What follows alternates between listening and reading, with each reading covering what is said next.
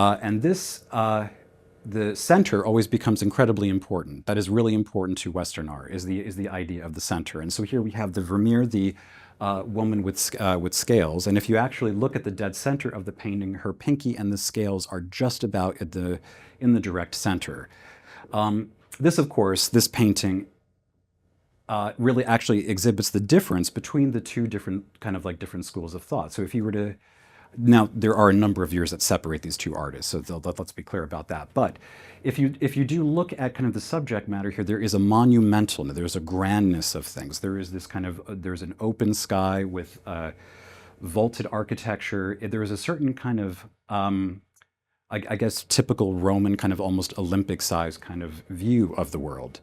And this again is, I would say, again, partially in line with the theology of the time. So, you know, Catholic, cathedra means universal. It kind of is all-consuming, it's large.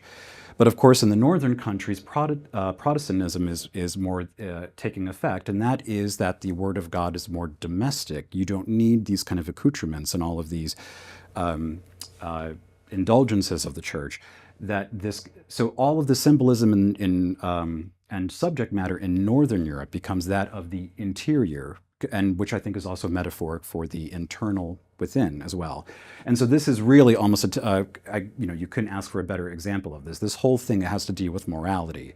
So in the background, we have the Last Judgment.